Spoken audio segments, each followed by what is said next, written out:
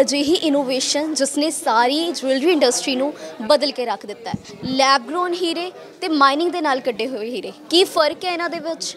ਕਿਉਂ lab grown ਜਿਹੜੇ ਨੇ ਉਹ ਅੱਜਕੱਲ੍ਹ ਜ਼ਿਆਦਾ ਉਹਨਾਂ ਦੀ ਜਿਹੜੀ ਵਿਕਰੀ ਹੈ ਹੋ ਰਹੀ ਹੈ, ਮਾਈਨਿੰਗ ਵਾਲੇ ਹੀਰੇ ਉਹਨਾਂ ਦੀ ਵਿਕਰੀ ਕਿਉਂ नहीं ज़्यादा हो रही? इस सारे मुद्दे को लेके गलबात करते हैं। Welcome. Thank you. Lab grown जो हीरे हैं, जो लैब में बनते हैं, और माइनिंग से निकाले हुए हीरे, इनमें फ़र्क क्या है? देखिए, जो पहले हमें पता ही है, पुराने टाइम से पता चलता आ रहा है कि जो हीरे हैं वो कोयले की खदानों में नीचे धरती के नीचे से निकाले जाते थे। बट अब टेक्नोलॉजी ऐसी आ गई है, साइंस ने ऐसा चीज़ डेवलप कर लिया है, उसमें कार्बन होता है। कार्बन को हाई टेम्परेचर में इंटेंस होता है धरती के नीचे, तब वो हीरा बनता है। तो उसको अब we have now have a method जिससे हम ये लैब में इसको बना सकते हैं। ये होता हीरा ही है, हीरे के अंश से उसको सेम टेम्परेचर में, कंट्रोल टेम्परेचर में मेंटेन किया जाता है। थोड़ा टाइम उसको रखा जाता है, कोई हफ्ता 10 दिन के अकॉर्डिंग।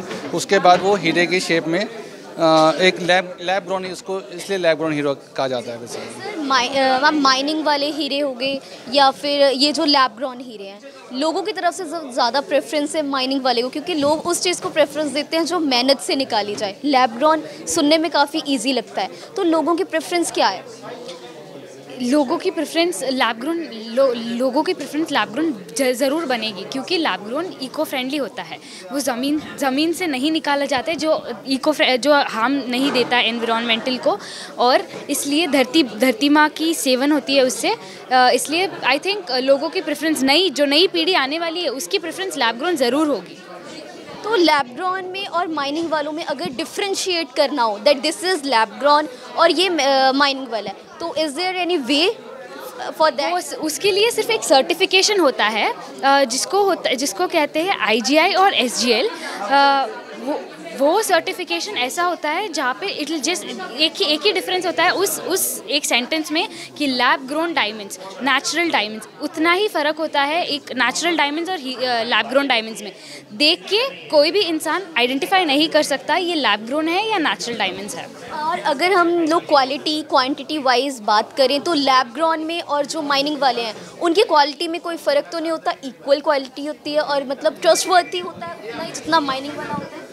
देखिए, माइनिंग वाले जो डायमंड्स होते हैं उसमें नॉर्मली क्या होता है, इंक्लूजन्स होते हैं, उसमें डस्ट होती है। लेकिन जो लैब ग्रोन होता है वो मोस्टली जो होता है क्लियर डायमंड होता है। तो हमारे यहाँ पे वैसे भी बहुत क्लियर डायमंड हिंदुस्तान में नहीं चलता था, होता है बट बहुत कम होता है, ज़्यादा का डस्ट वाला काम ज़्यादा यूज़ होता है। बट लैब ग्रोन में आपको वो चीज़ का बेनिफिट मिल जाता है कि आपको एकदम क्लियर डायमंड मिलता है। तो देखिए, नई चीज़ आती है, किसी टाइम में लैंडलाइन आया था तो लोग सोचते थे मोबाइल की क्या ज़रूरत है, आज लैंडलाइन ख़त्म हो चुका है। तो धीरे धीरे ये चीज़ जो आ रही है लोगों को समझ में आ रहा है कि हम 5 लाख की चीज़ अगर हमको 1.5-2 लाख रुपये में मिलती है, हम क्यों 5 लाख रुपये की लेंगे? इससे जो है रेट्स के अंदर भी काफ़ी ज़्यादा गिरावट हुई है, बहुत ज़्यादा। और ये आप समझ लीजिए लैब ग्रोन और नेचुरल इतना सिमिलर है कि अगर किसी का बेबी हुआ है, वो नेचुरल बेबी हुआ है या टेस्ट ट्यूब बेबी हुआ है, तो प्रोडक्ट तो सेम ही निकलता है। वैसे ही वही चीज़ है कि प्रोडक्ट सेम है, सिर्फ प्रोसेस डिफरेंट है। तो आप नेकेड आई से कभी भी नहीं बता सकते कि ये लैब ग्रोन है या नेचुरल है। तो इसलिए इट मेक्स मोर सेंस कि उसको लैब ग्रोन को यूज़ किया जाए। ये टाइम कितना लेता है लैब ग्रोन? क्योंकि माइनिंग वाला तो दैट्स है ना कि वो तो टाइम लेगा ही लेगा, but how much time did the lab grown take? अभी जो लैब ग्रोन होता है वो लेता है 10 से 15 दिन नए डायमंड उगने में। लैब ग्रोन ऐसा होता है जो डायमंड की परत लेके हाई टेम्परेचर और हाई प्रेशर में डाला जाता है, उससे लैब ग्रोन उगता है। It just hardly takes 10 to 15 days, where as natural diamonds लगता है सालों साल, बिलियंस ऑफ ईयर्स फॉर्म होने में। तो मतलब हम कुछ देख सकते हैं सैंपल सम कि अच्छा ये सारे जो हैं ये लैब ग्रोन्स हैं, हम निकाल के एक बार अपनी ऑडियंस को दिखा सकते हैं? Yes, sure, yes. Shining, brightening same है, सब सेम है, सब कुछ सेम जी।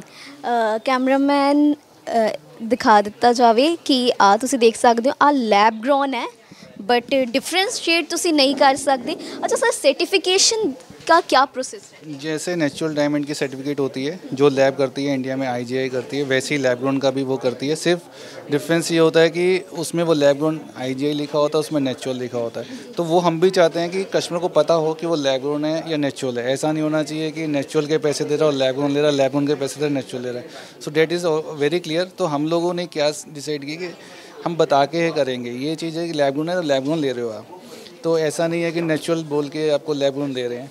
तो लैब ग्रोन का यही हमारा इनिशिएटिव है कि हम कस्टमर्स की डिमांड थी ऐसा कि हमें बता के हमें पता हो हम क्या लेना चाह रहे हैं। अब आपकी ऑप्शन है, we have lab grown also, you have natural also. Lab grown का एडवांटेज ये है कि सिमिलर है, प्राइस कम है, everything is same, so that is your call. आप उसको पैसा सेव करना चाहते हो तो आप लैब ग्रोन लोगे, अगर नहीं करना चाहते तो आप नेचुरल लोगे। देखो दोनों अलग अलग कैटेगरी रहेंगी। लोगों ने सोना यूज़ कर लिया, चांदी यूज़ कर ली, अच्छे से यूज़ कर ली है ना हर एक फंक्शन के अंदर। अब लोगों की प्रेफरेंस है let's go for the diamond. बिल्कुल बिल्कुल, डायमंड वैसे ही फैशन है, इट इज़ नॉट इन्वेस्टमेंट। अगर आप देखोगे 10 साल पहले भी अगर डायमंड लिया है आपने तो उसका पैसा आज भी उतना ही है, इनफैक्ट कम ही शायद हुआ होगा, बड़ा कभी नहीं है। गोल्ड है वो इन्वेस्टमेंट के लिए ज़्यादा जाना चाहता है। हमारी ऑडियंस अगर जानना चाहे कि गोल्ड का और डायमंड का प्राइस कितना फ़र्क इसमें है, क्योंकि डायमंड के प्राइस लैब ग्रोन के में होने के बाद इनके जो प्राइसेस में गिरावट आ चुकी है, तो गोल्ड के और डायमंड के प्राइसेस जो नियर अबाउट ही हैं या बहुत ज़्यादा फ़र्क है? गोल्ड डायमंड दोनों डिफरेंट कैटेगरी हैं। गोल्ड बिल्कुल उसमें आपको बहुत सारी इंटरनेशनल मार्केट का डिपेंड करता है। Diamond is more of fashion which is उसका प्राइस जो है एक DBS कंट्रोल करती है जनरली, वो सबसे बड़ा सप्लायर है। तो गोल्ड में ऐसा नहीं है, गोल्ड में because it is use as a currency also somewhere no, reserves में जाता है गवर्नमेंट के, तो गोल्ड और डायमंड को हम बिल्कुल नहीं कंपेयर कर सकते। डायमंड मोर ऑफ फैशन है, ठीक है, ये थोड़ा सा रेयर होता था बट तो उसको इसकी रिचुअल्स में नहीं आया, ट्रेडिशंस में नहीं आया। नहीं, गोइंग है ना, सोना सोना होता है, लैब ग्रोन डायमंड डायमंड होता है। Diamond is more over for youngsters like us, और गोल्ड वो होता है कि थोड़े लोग जो प्रेफर करते हैं गोल्ड को, वो गोल्ड इन्वेस्टमेंट इन्वेस्टमेंट के लिए देता है। Gold diamond is more for fashion. Thank you so much both of you, thank you.